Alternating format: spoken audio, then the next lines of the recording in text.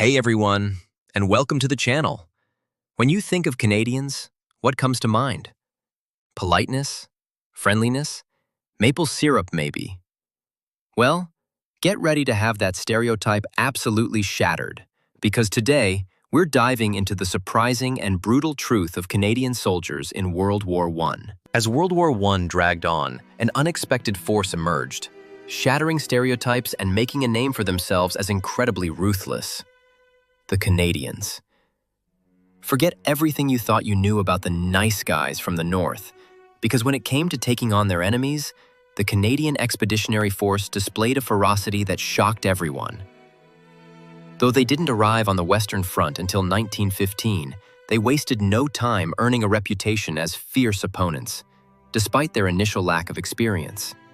Germans quickly came to view them as a tough and formidable group. When the Great War broke out, Canada, as a dominion of Britain, quickly stepped up. With a very small standing army, they rapidly filled their ranks with enthusiastic volunteers from across the country, forming the brand new Canadian Expeditionary Force, CEF.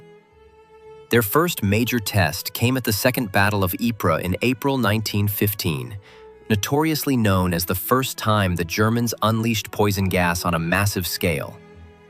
Positioned in the Ypres salient, the Canadians found themselves terrifyingly exposed when the French lines to their left were decimated by the gas. Despite being hit by a second gas attack 2 days later, they managed a controlled retreat, holding their ground until British reinforcements arrived. This baptism by fire cemented their reputation as tough and dependable. But their story didn't end there. The Canadians quickly became known as some of the most merciless combatants. They rarely took prisoners of war, fearing it would cut into their rations. And when they did, they earned a grim reputation for acts of violence against prisoners. Imagine this. Canadian soldiers would sometimes throw cans of corned beef to German troops across the trenches, and when the enemy yelled for more, the Canucks would respond by throwing an armload of grenades instead. Even on Christmas Day 1915, during a temporary truce, a Canadian sergeant, acting on orders not to fraternize, reportedly shot 2 German soldiers who simply called over to wish them a Merry Christmas. Beyond their direct brutality, the Canadians also became masters of the incredibly dangerous trench raid. While other forces conducted raids, the Canadians transformed it into a deadly art. They would stealthily cross no man's land, often painting their faces black and using improvised weapons like clubs, knives, and brass knuckles for silent, close-quarters combat.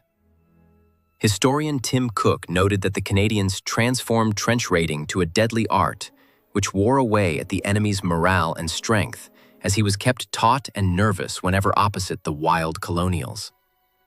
Despite heavy casualties, the Canadians persevered, even conducting 55 large-scale nighttime raids in the 4 months leading up to their most famous victory at Vimy Ridge, aiming to decimate German troops. The Canadians' legacy in World War I is powerful.